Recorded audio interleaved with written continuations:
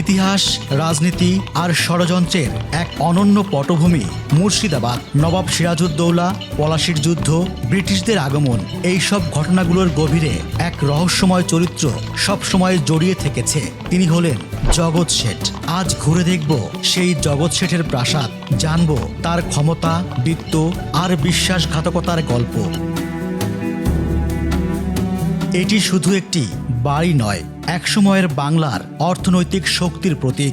এই বাড়ির প্রতিটি কোণে রয়েছে ইতিহাসের গন্ধ, যে ইতিহাস একদিকে আভিজাত্যের কাহিনী বলে, আবার অন্যদিকে বিশ্বাসঘাতকতার সাক্ষ্য দেয়।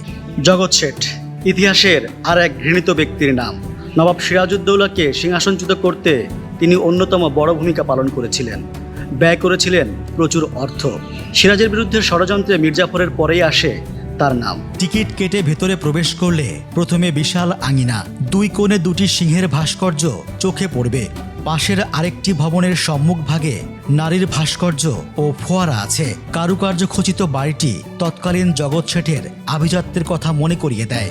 জগৎ শেঠ নবাব বা রাজা না হয়েও তার রাজ জৌলুসের কমতি ছিল না। বিপুল ধনসম্পদ থাকায় বহুবার তার বাড়িতে আক্রমণ হয়, ফলে তার বাড়িতে দুটি গুপ্ত গুহা বা পথ ছিল, যার অংশবিশেষ এখনও আছে। এই গুপ্ত পথ বহুদূর পর্যন্ত গিয়েছে।